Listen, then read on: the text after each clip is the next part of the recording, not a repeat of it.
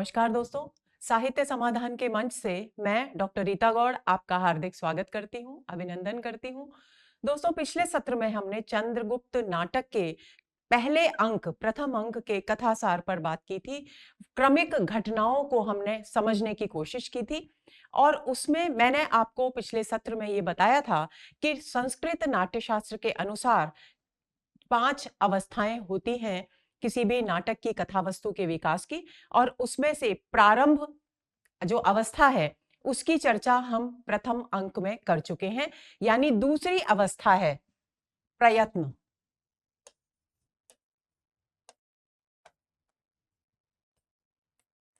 दूसरे अंक में इस अवस्था की चर्चा हम करेंगे।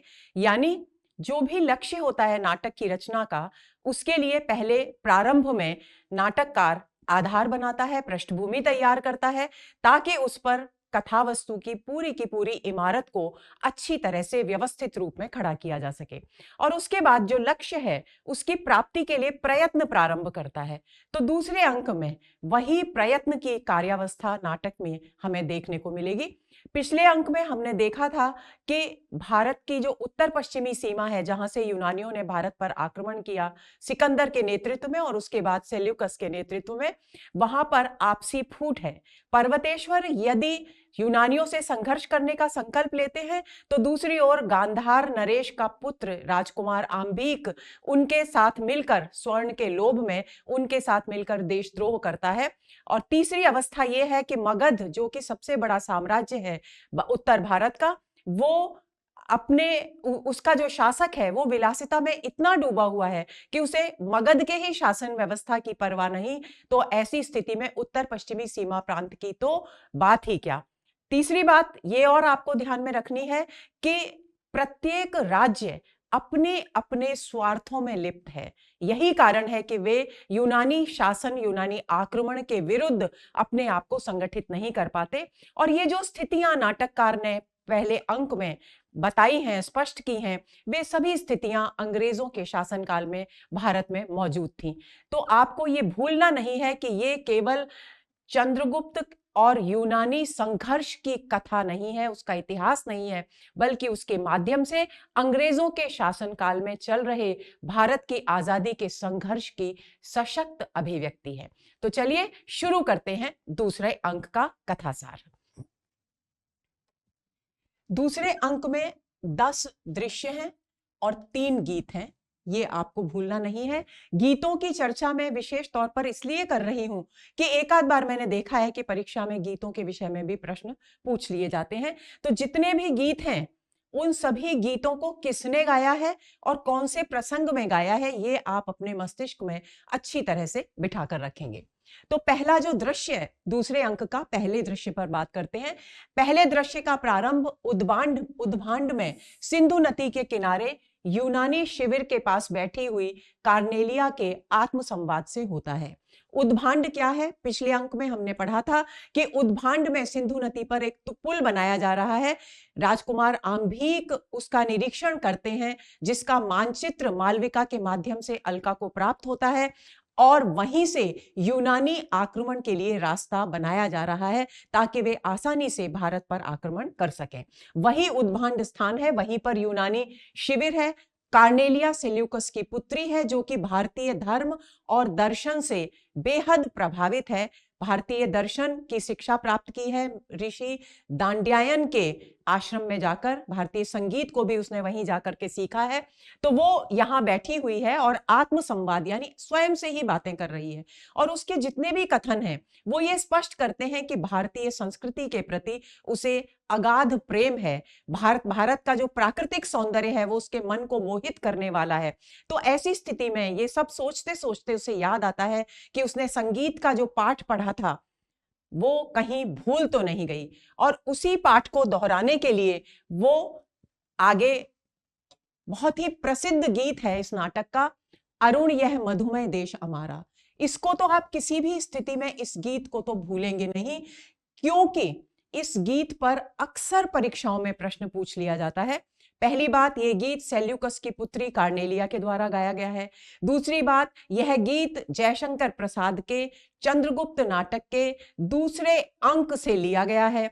तीसरी बात यह कि यह गीत कार्नेलिया के भारतीय संस्कृति के प्रति अगाध प्रेम को दर्शाता है।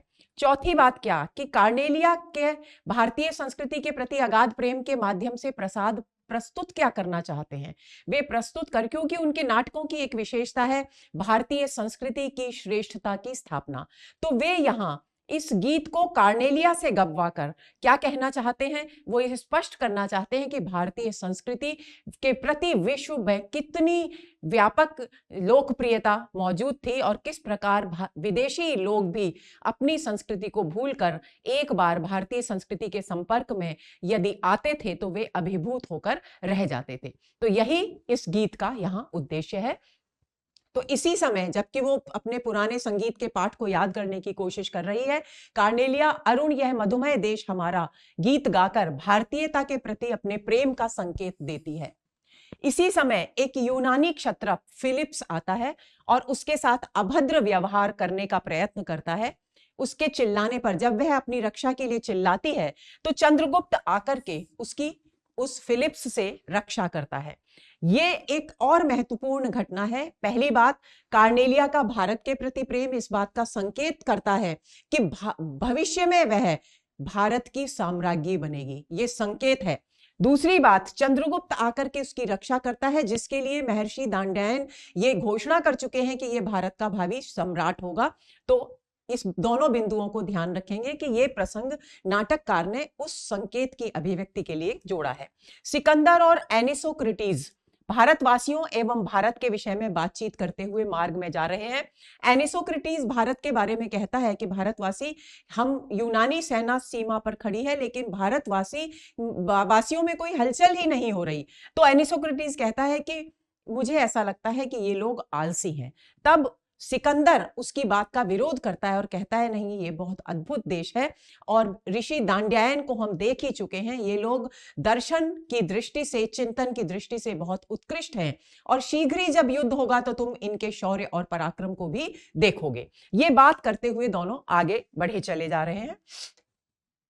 इसी समय जहां सिकंदर है उसी स्थान पर फिलिप्स, जिसने कार्नेलिया के साथ अभद्र व्यवहार करने का प्रयत्न किया था, आम्भीक जो देशद्रोही है, यूनानियों के साथ मिल गया है, गांधार नरेश का पुत्र है।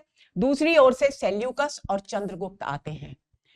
आम्भीक कहता है, अब सेल्यूकस और चंद्रगुप्त क्यों है साथ में, क्योंकि चंद्रगुप्त जब कार्नेलिया की रक्षा करता है फिलिप्स के अभद्र व्यवहार से, तब वह कहता है कार्नेलिया से कि उसे सेल्यूकस ने बुलाया है, तो वो उससे मुलाकात करने जाता है चंद्रगुप्त, और तब इसीलिए सेल्यूकस और चंद्रगुप्त दोनों साथ साथ आते हैं। और संभवतः ये जिक्र नहीं है नाटक में, संभवतः चंद्रगुप्त कार्नेलिया के साथ हुई जो दुर्घटना है उसकी चर्चा सेल्यूकस से करता है। यही कारण है कि सेल्यूकस को उस घटना की जानकारी है। आम्भीक कहता है कि यहाँ एक षड्यंत्र चल रहा है। जैसे ही सेल्यूकस और चंद्रगुप्त आते हैं, आम्भीक जो कि देशद्रोही है, यूनानियों के साथ मिल गया है, वो कहता है कि यहाँ एक षड्यंत्र चल रहा है। उसी बात पर फिलिप्स कहता है कि फिलिप्स, जिसने कार्नेलिया के साथ अभद्र व्यवहार किया था, वो कहता है कि षड्यंत्र के सहायक सेल्यूकस हैं। इसके दो कारण हैं। एक तो कार्नेलिया के साथ अभद्र व्यवहार वो पहले ही कर चुका है, तो पहले से ही सिकंदर की दृष्टि में अपने पक्ष को मजबूत करना चाहता है। दूसरी बात, सेल्यूकस और चंद्रगुप्त साथ साथ आ रहे हैं, इस बात का लाभ उठाकर वो सिकंदर के मन में एक संशय उत्पन्न करना चाहता है। इस उद्देश्य से वो कहते हैं, वो ये बात कहता है। फलतः फिलिप्स और सेल्यूकस में विवाद छिड़ जाता है और संघर्ष की स्थिति उत्पन्न हो जाती है। सिकंदर सेल्यूकस से पूछता है कि उसने चंद्रगुप्त के विषय में क्या सोचा है, लेकिन सेल्यूकस इस बात का जवाब देने के स्थान पर क्या कहता है, कार्नेलिया के साथ जो अभद्रता की है फिलिप्स ने, वो उसे दोहराता है। तब सिकंदर सेल्यूकस से कहता है कि तुम अभी प्रतीक्षा करो, और वो प्रत्यक्ष रूप से चंद्रगुप्त से कहता है कि मैंने सुना है कि नंद जो है मगध का राजा, वो विलासी है और शूद्र है, जारज संतान है, और तुम प्रयत्न कर रहे हो उसका पतन कर, उसे समाप्त कर, उसके राज्य को हस्तगत करने के लिए। तो मैं उसके कार्य के लिए तुम्हें सैनिक सहायता देने का प्रस्ताव रखता हूं। यानी वो चंद्रगुप्त के समक्ष यूनानी सहायता, सैनिक सहायता देने का प्रस्ताव रखता है, लेकिन चंद्रगुप्त अस्वीकार कर देता है। चंद्रगुप्त क्या कहता है? चंद्रगुप्त कहता है कि वो सत्ता को मगध की सत्ता को, मगध के शासन को हस्तगत करने का प्रयत्न नहीं कर रहा, बल्कि मगध का उद्धार करने का प्रयत्न कर रहा है। यानी जो अव्यवस्था है, जो शोषण और अत्याचार का शासन है, उसे समाप्त कर वो मगध के नागरिकों को एक खुशहाल जीवन देना चाहता है। वो उसका उद्देश्य वहां की सत्ता को प्राप्त करना नहीं है। तब जब वो इनकार करता है सिकंदर से सहायता लेने से, तब सिकंदर कहता है तो इतने समय तक तुम यूनानी शिविर में क्या कर रहे थे? तब वो यूनानी शिविर में रहने का अपना कारण बताता है, कृतज्ञता, कि सेल्यूकस ने उसके प्राणों की रक्षा की थी और वो जानना चाहता था कि वास्तविक स्थिति क्या है, इसलिए वो यहां रहा, मित्रता के नाते वो यहां पर रहा है। सिकंदर चंद्रगुप्त की स्पष्टवादिता से, इतना स्पष्ट वक्तव्य सुनकर क्रोधित हो जाता है और उसे लगता है कि ये कोई गुप्तचर है और उसे तत्काल बंदी बनाने का आदेश देता है। लेकिन चंद्रगुप्त क्योंकि एक वीर युवक है, वीरता का प्रदर्शन करता हुआ आम्भीक, फिलिप्स और एनिसोक्रेटिस तीनों को घायल करता हुआ वहां से निकल जाता है और सिकंदर उसके इस शौर्य और पराक्रम को देखकर हतप्रभ रह जाता है। सिकंदर सेल्यूकस के फिलिप्स के साथ अंतःपुर की महिलाओं को वाल्मीक भेजने के प्रस्ताव को स्वीकार करता है। दूसरी ओर क्या होता है कि क्योंकि अंतःपुर की बहुत सारी महिलाएं उस यूनानी शिविर में मौजूद हैं, तो सेल्यूकस कहता है कि इस समय जबकि युद्ध बिल्कुल सामने है और किसी भी क्षण युद्ध छिड़ सकता है, छेड़ा जा सकता है, शुरू हो सकता है, तो उस स्थिति में सारी महिलाओं को फिलिप्स के साथ वाल्मीक भेज दिया जाए ताकि उनकी सुरक्षा का समुचित प्रबंध हो सके। और सिकंदर इस प्रस्ताव को स्वीकार कर लेता है और यहीं पर पहला अंक समाप्त हो जाता है, पहला दृश्य समाप्त हो जाता है। गलती से कभी कभी मेरे मुंह से अंक निकल जाता है, तो आप ध्यान रखें, हम दृश्यों की बात कर रहे हैं। दूसरा दृश्य प्रारंभ होता है जिसमें चाणक्य, चंद्रगुप्त और अलका झेलम नदी के तट पर वन पथ पर, वन का जो मार्ग है उस पर वार्तालाप करते हुए जा रहे हैं और उनकी बातों से पता लग रहा है कि वो एक तो तत्कालीन जो युद्ध की स्थिति है उसके विषय में सोच रहे हैं, उसके विषय में विचार विमर्श कर रहे हैं।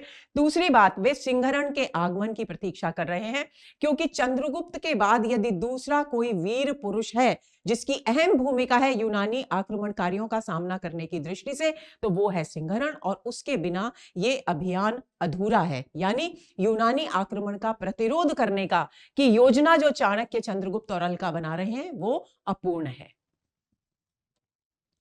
कुछ ही समय में सिंहरण गांधार राज के साथ आता है। गांधार नरेश कौन है? गांधार नरेश आम्भीक और राजकुमारी अलका के पिता हैं। आम्भीक देशद्रोही है और देश प्रेमी है अलका, राजकुमारी अलका आता है, और अलका सिंहरण के प्रति कृतज्ञता व्यक्त कर अपने पिता को कुटिया में ले जाती है। अलका सिंहरण के प्रति कृतज्ञता क्यों व्यक्त करती है? क्योंकि वो उसके पिता को वहां लेकर आए हैं और वो पिता को प्रणाम करती है। पिता पुत्री को देखकर प्रसन्न होते हैं, कहते हैं बेटी तुम यहाँ कहाँ भटक रही हो? तब अलका कहती है कि मैंने आपके लिए यहाँ एक कुटिया बनाई है, उसमें चलकर विश्राम कीजिए। तब गांधार नरेश कहते हैं कि जिसने राजमहलों का ही त्याग कर दिया उसकी कुटिया का भला क्या भरोसा, लेकिन फिर भी वो अलका उनको कुटिया में ले जाती है। चाणक्य, चंद्रगुप्त और सिंहरण अलका के जाने के बाद तत्कालीन राजनीतिक परिस्थितियों पर चर्चा करते हैं। चाणक्य सिंहरण और अलका को कहता है कि नट और नटी का वेश धारण करें वे, और चंद्रगुप्त को सपेरे के रूप में पर्वतेश्वर की छावनी यानी सैनिक शिविर में जाने की आज्ञा देते हैं, क्योंकि पर्वतेश्वर वो व्यक्ति हैं, वो शासक हैं पंचनद के, जो यूनानियों के विरुद्ध संघर्ष कर रहे हैं, और वे अकेले हैं, लेकिन वे किसी की सहायता भी नहीं ले रहे। तो आवश्यकता इस बात की है, जो कि चाणक्य महसूस करता है, कि उनकी सारी गतिविधियों पर नजर रखी जाए और जैसे ही उन्हें सैनिक सहायता की आवश्यकता हो उन्हें सैनिक सहायता दी जाए, चाहे भले ही प्रत्यक्ष रूप में वे इनकार कर रहे हों। तो उस स्थिति में नट और नटी के रूप में कौन जाते हैं? सिंहरण और अलका, और चंद्रगुप्त सपेरे के रूप में जाता है और पर्वतेश्वर के सैनिक शिविर में वे सभी पहुंच जाते हैं। और चाणक्य स्वयं किस वेश में जाते हैं? कौन किस वेश में जा रहा है बच्चों, ये भी आप अच्छी तरह से याद रखेंगे। ब्रह्मचारी के वेश में चाणक्य स्वयं जाते हैं। उन सबके प्रस्थान के बाद वो सब जब चले जाते हैं तो कल्याणी पुरुष के वेश में आती है। कल्याणी कौन है? राजकुमारी, जो मगध की राजकुमारी है, नंद की पुत्री है, जो पर्वतेश्वर को नीचा दिखाने के लिए काम करना चाहती है और सैनिक बन करके यहाँ पुरुष वेश में आई है। तो उन सबके प्रस्थान के बाद कल्याणी पुरुष वेश में मगध के सेनापति के साथ आती है और कहती है कि जब पर्वतेश्वर चारों ओर से यवन सेना से घिर जाएं, तब वह उनका उद्धार करके उन्हें नीचा दिखाने का अपना मनोरथ पूर्ण करना चाहती है। आगे चलते हैं। इसी समय पर्वतेश्वर युद्ध वेश में वहां आते हैं और पुरुष वेशधारी कल्याणी, जिसको वो पहचान नहीं पाते, उससे पूछते हैं कि ये सामने जो शिविर है, जो कि मगध के सैनिकों का शिविर है, ये शिविर किसका है, क्योंकि राजकुमारी कल्याणी के सैनिक वहां उस शिविर में है। पर्वतेश्वर राजकुमारी कल्याणी जो है वो बताती हैं कि ये मगध का शिविर है। तब पर्वतेश्वर कहते हैं कि लेकिन मगध ने तो यहाँ सैनिक सहायता भेजने से इनकार कर दिया था।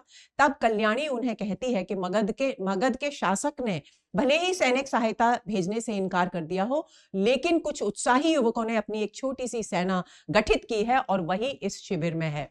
पर्वतेश्वर कल्याणी को युवक समझते हैं और उससे कहते हैं कि वे उनकी रक्षित सेना के साथ रहे।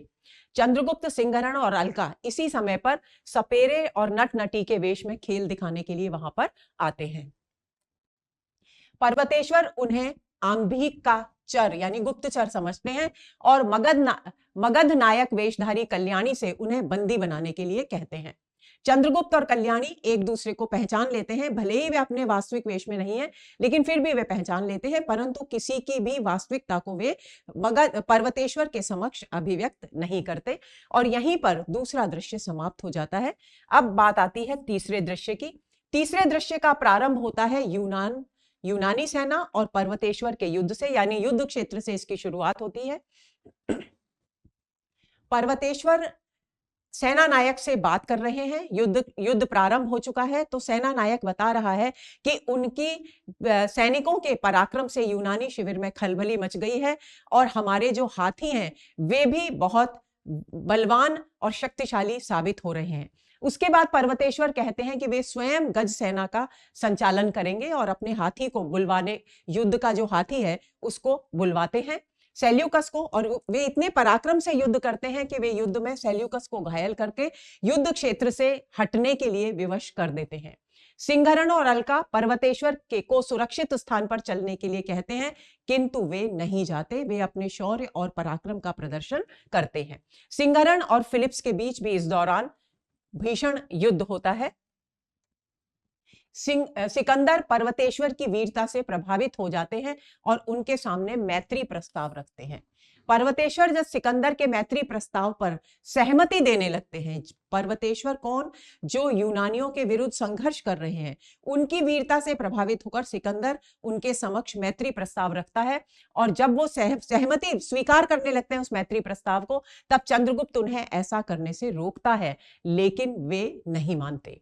चंद्रगुप्त और कल्याणी के जाने के बाद अलका घायल सिंहरण को उठाने का प्रयत्न करती है कि तभी आंभिक वहां आता है और दोनों को बंदी बना लेता है।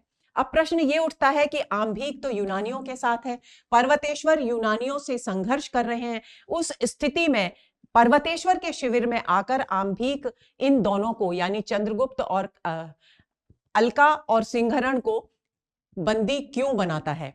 क्योंकि पर्वतेश्वर मैत्री प्रस्ताव को स्वीकार कर चुके हैं और अब आंभिक और पर्वतेश्वर यूनानी खेमे हुए हैं, इसलिए वो आकर अलका और सिंहरण को बंदी बनाता है और इन दोनों को बंदी बनाकर कहां रखा जाता है? पर्वतेश्वर के यहां रखा जाता है। इसके बाद चौथा दृश्य प्रारंभ होता है। इस दृश्य में मालव में सिंहरण के उद्यान में चंद्रगुप्त ऐन्द्रजालिक के रूप में मालविका से मिलता है। ऐन्द्रजालिक का अर्थ है जादूगर।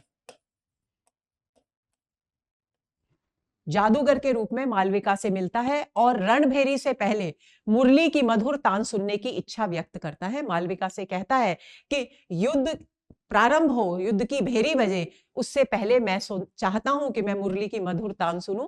इसी समय चाणक्य आकर उसको टोकते हैं और कहते हैं कि ये लड़कियों से बात करने का समय नहीं है, यानी उसे स्थिति की गंभीरता को समझना चाहिए कि युद्ध सिर पर है और उसे मुरली की तान सुनने की इच्छा हो रही है। तब चंद्रगुप्त अपनी सारी गतिविधियों की जानकारी चाणक्य को देता है और वह बताता है कि आज ही वो विपाशा नदी के तट से आया है। विपाशा नदी दोस्तों वो है जिसे आज हम व्यास नदी के नाम से जानते हैं।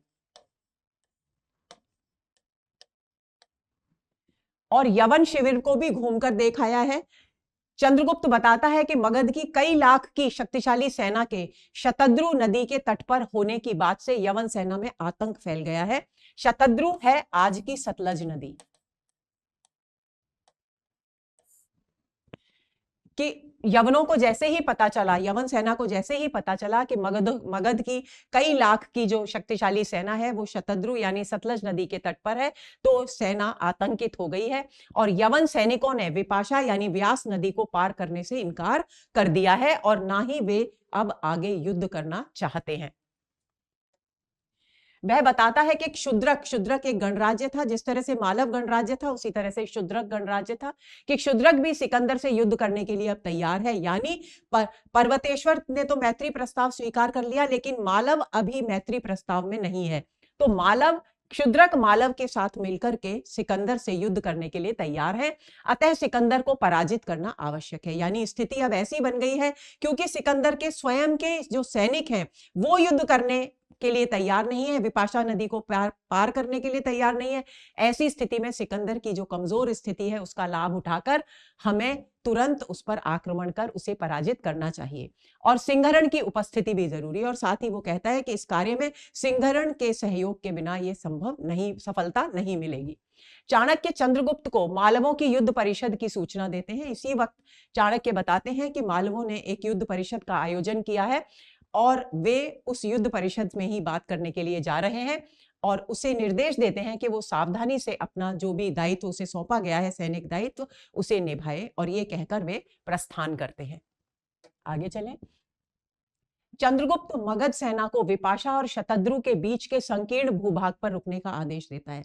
अब देखिए ये कितनी कूटनीतिक स्थिति है कि चंद्रगुप्त को पता है, चाणक्य को भी पता है कि यूनानी सेना ने यानी सिकंदर की सेना ने विपाशा नदी को पार करने से इनकार कर दिया है और विपाशा और शतद्रु के बीच का जो क्षेत्र है यदि वहां पर मगध की सेना को स्थापित कर दिया जाए तो यदि सिकंदर की सेना पार करने की कोशिश भी करेगी विपाशा नदी को यानी व्यास नदी को, तो उसका वहां पर अच्छी तरह से कठोरता पूर्वक मुकाबला किया जा सकेगा और सिकंदर को तब पराजित किया जा सकेगा ताकि यवन सेना को भयभीत किया जा सके। एक सैनिक चंद्रगुप्त के पास इसी समय, जबकि वो सेना को विपाशा और शतद्रु के बीच स्थित रहने के लिए कह रहे हैं, उसी समय एक सैनिक चंद्रगुप्त के पास कल्याणी, राजकुमारी कल्याणी जो मगध की राजकुमारी हैं, उनका संदेश लेकर आता है कि वे अब मालव में ठहरना नहीं चाहती। तब चंद्रगुप्त उनके पास संदेश भिजवाता है कि वे चाहें तो मगध लौट जाएं, किंतु सेना को साथ लेकर न जाएं क्योंकि सेना की आवश्यकता चंद्रगुप्त को हो सकती है। आगे चलें। चंद्रगुप्त और मालविका की सामान्य परिचयात्मक बातचीत के साथ यह दृश्य समाप्त हो जाता है। यानी चंद्रगुप्त और मालविका बात कर रहे हैं, इस दृश्य के शुरू में भी वे बात कर रहे थे। तो चंद्रगुप्त, मालविका कहती है कि मालव और उसके देश में बहुत सारी भिन्नताएं हैं। तब चंद्रगुप्त आश्चर्य से उससे पूछता है कि क्या तुम मालव की नहीं हो? तब मालविका जवाब देती है कि वो सिंधु देश की है और वहां की स्थिति और यहाँ की स्थिति बिल्कुल भिन्न है। तो इस तरह की सामान्य परिचयात्मक बातचीत दोनों के बीच होती है और यह दृश्य समाप्त हो जाता है। इसके बाद पांचवा दृश्य प्रारंभ होता है और यह दृश्य बंदी गृह में खुलता है। यहां से शुरू होता है जहां पर सिंहरण और अलका बंदी हैं और वे आपस में बातचीत कर रहे हैं। आपको ध्यान रखना है दोस्तों, सिंहरण और अलका को पर्वतेश्वर के युद्ध शिविर में युद्ध के दौरान आंभिक के द्वारा बंदी बनाया गया था और वे वहीं उन्हीं के बंदी गृह में यहां पर हैं और वे आपस में बात कर रहे हैं। इसी समय चाणक्य का एक चर यानी गुप्तचर, क्षपणक यानी एक साधु, दिगंबर साधु का वेश धारण कर चाणक्य का एक गुप्तचर गीत गाता हुआ और भीख मांगता हुआ यहां आता है और अलका को सूचना देता है गीत गाने के तरीके से कि सिकंदर ने पंचनद से संधि कर ली है। पंचनद यानी पर्वतेश्वर से संधि कर ली है और उनकी सेना को रावी पार करने का मार्ग दे दिया है। यानी पर्वतेश्वर ने भी यूनानियों से समझौता कर रावी नदी से भीतर भारत पर आक्रमण करने के लिए उन्हें मार्ग दे दिया है। क्षुद्रकों और मालवों में भी संधि हो गई है। यानी एक और उत्तर पश्चिमी सीमा प्रांत के जो राज्य हैं वो सिकंदर के पक्ष में जा रहे हैं तो कुछ सिकंदर के विरुद्ध भी संगठित हो रहे हैं। तो क्षुद्रक और मालव दोनों में संधि हो गई है। दोनों सिकंदर की सेना यानी यूनानी सेना के विरुद्ध युद्ध करने के लिए तैयार है और चंद्रगुप्त को इस संयुक्त सेना का सेनापति बनाने का प्रयास चल रहा है। ये सारी गतिविधियां चाणक्य का जो गुप्तचर है वो गीत के माध्यम से किसको देकर जाता है? अलका को देकर जाता है। अलका ये सारी स्थितियां सिंहरण को बताती है कि बहुत ही विकट स्थिति है और युद्ध बिल्कुल अवश्यम भावी है। उस स्थिति में सिंहरण अलका से कहता है कि इस वक्त उसे बंदी गृह में नहीं होना चाहिए बल्कि मुक्त होकर यूनानियों के विरुद्ध संघर्ष करना चाहिए। तो वो अलका से मुक्त कराने के लिए कहता है कि किसी भी तरीके से उसे इस बंदी गृह से मुक्ति दिलाओ। तब अलका कहती है कि यदि वह पर्वतेश्वर से विवाह करने की सहमति दे तो यह संभव हो सकता है। सिंहरण इसके लिए तैयार नहीं होता क्योंकि मन ही मन सिंहरण और अलका एक दूसरे से प्रेम करते हैं। लेकिन फिर भी अलका इस सिंहरण की मुक्त होने की आवश्यकता को अधिक महत्व देती है और वो इस शर्त पर पर्वतेश्वर के साथ उनके राजभवन चलने के लिए तैयार हो जाती है कि पर्वतेश्वर मालव के विरुद्ध सिकंदर की सहायता नहीं करेंगे। शर्तें रखती है अपनी पर्वतेश्वर के समक्ष। पहली शर्त कि पर्वतेश्वर मालव के विरुद्ध सिकंदर की सहायता नहीं करेंगे। दूसरी बात, सिंहरण को मालव की रक्षा के लिए मुक्त कर दिया जाएगा। दो शर्तें हुई। तीसरी शर्त यह रखती है कि जब तक सिकंदर भारत में है तब तक वह स्वतंत्र रहेगी, वह राजभवन में कैद होकर के नहीं रहेगी, यानी पर्वतेश्वर की पत्नी बनकर के, पटरानी बनकर के नहीं रहेगी। तीनों शर्तें वो सामने रखती है और पर्वतेश्वर इसे स्वीकार कर लेते हैं और चले जाते हैं। छठा दृश्य प्रारंभ होता है इसके बाद। इस दृश्य में मालवों के स्कंधावार में युद्ध परिषद में चंद्रगुप्त को मालव और क्षुद्रकों की सम्मिलित सेना का सेनापति बनाया जाता है। क्योंकि मालवों और क्षुद्रकों में संधि हो गई थी, उधर सिंहरण अपने मालव की रक्षा के लिए आजाद हो चुका है अलका के प्रयत्नों से, तो मालव और क्षुद्रकों की जो सम्मिलित सेना है, युद्ध परिषद निर्णय लेती है कि चंद्रगुप्त को इसका सेनापति बनाया जाए।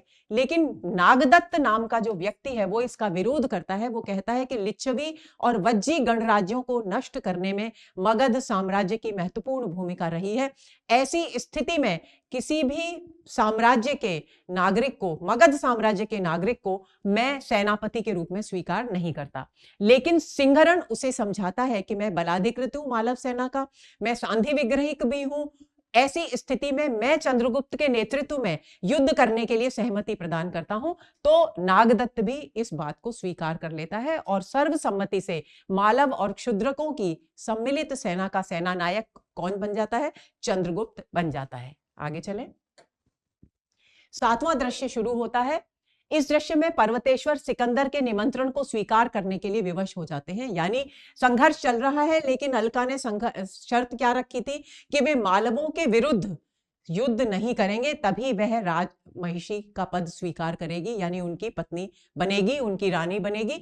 लेकिन सिकंदर से क्योंकि वे मैत्री कर चुके थे, पहले ही उसके मैत्री प्रस्ताव को स्वीकार कर चुके थे, तो ऐसी स्थिति में सिकंदर का दबाव उन पर बढ़ता जाता है और वो उसके निमंत्रण को, यानी युद्ध में शामिल होने के उसके निमंत्रण को स्वीकार करने के लिए विवश हो जाते हैं। अब ये अलका ने जो उनके सामने शर्तें रखी थी उसके विरुद्ध बात है। अलका मन ही मन प्रसन्न होती है कि इससे उसे बाहर निकलने का मौका मिल जाएगा, क्योंकि वो किसी भी स्थिति में पर्वतेश्वर से विवाह करना ही नहीं चाहती। पर्वतेश्वर कहते हैं कि मैं ऐसा करता हूं कि 1000 घुड़सवारों की सेना लेकर सिकंदर के पास जाता हूं, ताकि उसकी बात भी रह जाए और फिर मैं कोई बहाना निकालकर वहां से मुक्त होकर आ जाऊंगा। तब अलका कहती है कि मैं यहाँ राजमहल में अकेली क्या करूंगी, मैं भी आपके साथ चलूंगी। और इस बहाने वो वहां से भाग निकलती है, यानी अलका भी मुक्त हो जाती है और पर्वतेश्वर विवश होकर सिकंदर का जो युद्ध का निमंत्रण है उसे स्वीकार करने के लिए तैयार हो जाते हैं। आठवें दृश्य प्रारंभ होता है। यह दृश्य रावी के तट पर सैनिकों के साथ मालविका और चंद्रगुप्त के वार्तालाप से प्रारंभ होता है। एक सैनिक समाचार लाता है कि यवन सेना का दूर दूर तक पता नहीं है, यानी यूनानी सेना दिखाई ही नहीं दे रही। पहले भी हम इस बात का जिक्र कर चुके हैं कि यूनानी सेना मगध सेना की कई लाख की सेना होने से इतनी आशंकित, इतनी भयभीत हो गई थी कि उसने व्यास नदी यानी विपाशा नदी को पार करने से इनकार कर दिया था। तो उस स्थिति में एक सैनिक फिर से समाचार लाता है कि यवन सेना का दूर दूर तक पता नहीं है। लेकिन रावी नदी के उस पार कुछ भारतीय सैनिक अवश्य दिखाई दे रहे हैं और मालवों की कई युद्ध नौकाएं भी वहां निरीक्षण कर रही हैं। यानी मालवों की स्थिति रावी नदी के तट पर बहुत मजबूत है, ये इस समाचार से ध्वनित होता है। चंद्रगुप्त सिंहरण से कहता है कि यवनों की जल सेना पर आक्रमण करना अनिवार्य है। यानी यवनों की स्थिति क्योंकि कमजोर है, तो ऐसी स्थिति में वे जल मार्ग से आ रहे हैं, तो उनकी जल सेना पर आक्रमण करना इस समय जरूरी है, ताकि उनकी युद्ध सामग्री को नष्ट किया जा सके और उनकी पराजय के पथ को प्रशस्त किया जा सके। इसी समय अलका भी यहां आ जाती है और चंद्रगुप्त की सलाह पर मालविका उसे उपवन में ले जाती है। क्योंकि अलका भागकर आई है, तो उसकी सुरक्षा की दृष्टि से चंद्रगुप्त मालविका के साथ उसे उपवन में सुरक्षित स्थान पर भेज देता है। इसी दौरान एक यवन मालव के सांधि विग्रहिक सिंहरण से मिलने आता है। सांधि विग्रहिक एक पद होता था उस समय, जो कि जिस तरह से आज के हमारे विदेश मंत्री होते हैं, यानी संधि और विग्रह करना की जो स्थिति है उसको करने वाला जो मंत्री है, जो पदाधिकारी है, वो सांधि विग्रहिक कहलाता था। और मालव का सांधि विग्रहिक था सिंहरण। उससे मिलने के लिए एक यूनानी सैनिक आता है और वो क्या समाचार लाता है सिकंदर का? वो समाचार लाता है कि मालव नेता को भेंट करने के लिए और उनकी जल यात्रा का प्रबंध करने का संदेश भेजा है सिकंदर ने। यानी सिकंदर ने 2 संदेश भेजे हैं सांधि विग्रहिक, किसके लिए? सिंहरण के लिए। तो पहला संदेश क्या है कि सिकंदर मालव नेता सिंहरण से भेंट करना चाहता है, और दूसरा संदेश ये है कि वह चाहता है कि मालव नेता जो है वो उनकी जल यात्रा का प्रबंध करें। सिंहरण जल यात्रा के प्रबंध के लिए बिल्कुल इनकार कर देता है, क्योंकि वो एक देशभक्त युवक है और भेंट के लिए सहमति प्रदान करता है। चंद्रगुप्त सिंहरण को आर्यों की युद्ध नीति से नहीं, बल्कि यवन युद्ध नीति से युद्ध करने की प्रेरणा, यानी कूटनीति का सहारा लेकर युद्ध करने की प्रेरणा देता है, ताकि यवनों को भारत की सीमा से बाहर निकाला जा सके। नवा दृश्य अब प्रारंभ होता है। इस दृश्य में कल्याणी मगध लौटना चाहती है। कल्याणी मगध की राजकुमारी, वो मगध लौटना चाहती है, लेकिन पहले भी ये प्रसंग आ चुका है कि कल्याणी ने ये संदेश भिजवाया था चंद्रगुप्त के पास कि वे अब यहां रहना नहीं चाहती। तब चंद्रगुप्त ने कहा था कि राजकुमारी यदि चाहें तो मगध लौट जाएं, लेकिन सेना को अपने साथ लेकर न जाएं। अब इस अंक में फिर से कल्याणी कहती है कि वो मगध लौटना चाहती है, लेकिन चाणक्य नहीं चाहता कि राजकुमारी कल्याणी मगध लौटे। क्यों? क्योंकि वो किसी भी स्थिति में चंद्रगुप्त के पक्ष को कमजोर होते हुए नहीं देख सकता। उसे आशंका है मन ही मन, हालांकि ये स्पष्ट रूप से नहीं कहा है नाटककार प्रसाद ने, लेकिन ऐसा संकेत मिलता है कि वो चाहता है कि कल्याणी, यदि उसे आशंका है कि यदि कल्याणी मगध लौट गई तो संभव है कि नंद को इस सारी स्थितियों की सूचना मिल जाए और चंद्रगुप्त का जो पक्ष है वो कमजोर पड़ जाए। तो यही कारण है कि वो चंद्रगुप्त का हवाला देकर वो कहता है कि यदि तुम यहां से चली जाओगी तो चंद्रगुप्त का हृदय टूट जाएगा। यानी चंद्रगुप्त के प्रेम का हवाला देकर कल्याणी को यहां रोक लेता है। ये उसकी कूटनीति है, जबकि चंद्रगुप्त और कल्याणी का कोई प्रेम संबंध नहीं है। चाणक्य राक्षस को भी, राक्षस अमात्य राक्षस जो हैं वो भी जाना चाहते हैं, लेकिन उन्हें मगध जाने से रोकने के लिए क्या बहाना बनाता है? वो कहता है कि नंद को उसके और सुवासिनी के प्रेम संबंध की जानकारी मिल गई है, अतः उसका मगध लौटना उचित नहीं है। अब सुवासिनी के प्रेम संबंध की जानकारी क्यों खतरे की है राक्षस के लिए? क्योंकि नंद स्वयं सुवासिनी के प्रेम में डूबा हुआ है और वो किसी भी स्थिति में राक्षस से सुवासिनी के प्रेम संबंध को स्वीकार नहीं करेगा। तो इस बहाने को लेकर दो कल्याणी को और राक्षस अमात्य राक्षस को, दोनों को मगध जाने से रोक लेता है। चाणक्य राक्षस को संपूर्ण सेना के साथ विपाशा तट की रक्षा का आदेश देता है। यानी व्यास नदी के तट पर किसको नियुक्त करते हैं चाणक्य? राक्षस को उसकी पूरी सेना के साथ नियुक्त करते हैं और स्वयं क्षुद्रकों के साथ पीछे से सिकंदर पर आक्रमण करने के लिए चले जाते हैं। अब आता है 10वां दृश्य, यानी इस अंक का अंतिम दृश्य। इस दृश्य में मालव दुर्ग के भीतरी भाग में दुर्ग के एक सूने परकोटे को देखकर मालविका अलका से प्रश्न करती है कि यदि शत्रु इधर से आ जाए तो क्या होगा। यानी मालविका और अलका मालव दुर्ग में हैं और मालव दुर्ग का एक हिस्सा ऐसा है जहां पर सुरक्षा का कोई भी प्रबंध नहीं है। तो मालविका उसको देख करके घबरा जाती है और अलका से कहती है कि हो सकता है कि शत्रु इधर से आ जाए, तो ऐसी स्थिति में क्या होगा। अलका उसे बताती है कि चंद्रगुप्त सिंहरण को दुर्ग की भीतरी रक्षा का भार सौंपकर स्वयं यवन सेना के पिछले भाग की ओर से आक्रमण करने गए हैं। आज युद्ध का निर्णायक और अंतिम दिन है। अलका मालविका को भी आत्मरक्षा के लिए एक कटार रखने की सलाह देती है। कुछ ही देर में यवन सैनिक मालव दुर्ग में प्रवेश करते हैं, उसी स्थान से प्रवेश करते हैं जिसकी आशंका मालविका ने स्पष्ट की थी, अभिव्यक्त की थी। तो यवन सैनिक वहां से प्रवेश करते हैं। दो यवन सैनिकों को अलका बाण से मारकर गिराती है, परंतु तीसरी बार कोई यवन सैनिक नहीं बल्कि स्वयं सिकंदर उसका वार बचाकर दुर्ग में कूदकर अलका को पकड़ना चाहता है, परंतु सिंहरण के आने पर स्थिति पलट जाती है। यानी सिंहरण सिकंदर से आमना सामना सिकंदर और सिंहरण का होता है। सिकंदर और सिंहरण में युद्ध होता है और सिकंदर घायल हो जाता है।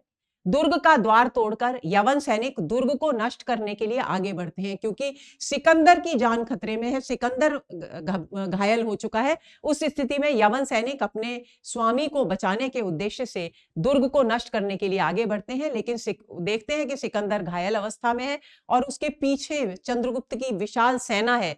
तो वे यह दृश्य देख करके घबरा जाते हैं और वहीं रुक जाते हैं। सिंहरण पर्वतेश्वर के प्रति उदारता दिखाने के प्रत्युत्तर में यवनों से घायल सिकंदर को जाने के लिए कहता है। और पर्वतेश्वर के प्रति उदारता क्या दिखाई थी ये सिकंदर ने, कि जब पर्वतेश्वर बंदी बना लिए गए थे, पराजित हो गए थे, कमजोर पड़ गए थे युद्ध में, तब सिकंदर क्योंकि उनकी वीरता से प्रभावित थे, तब उनसे पूछते हैं कि बताओ तुम्हारे साथ क्या व्यवहार किया जाए।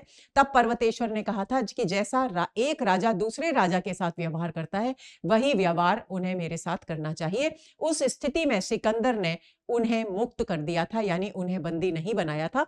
तो वो जो उदारता दिखाई थी उसके प्रत्युत्तर में सिंहरण यवनों जो घायल है सिकंदर उनको वापस जाने के लिए कह देता है, यानी उन्हें भी मुक्त कर देता है।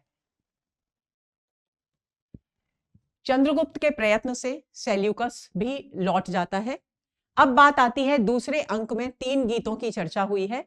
पहला है अरुण यह मधुमेह देश हमारा, जो अंक के पहले अंक के शुरुआत में दूसरे अंक की शुरुआत में ही कार्नेलिया गाती है, प्रथम दृश्य में ही।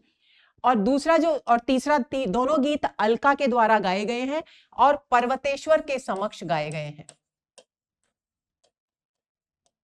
ये भी पर्वतेश्वर के समक्ष है और ये भी पर्वतेश्वर के समक्ष है। दोनों गीत पर्वतेश्वर के समक्ष अलका के द्वारा गाए गए हैं। ये हुआ दोस्तों हमारा आज का सत्र। उम्मीद करती हूं कि द्वितीय अंक की सभी घटनाएं आपको अच्छी तरह से समझ में आ गई होंगी।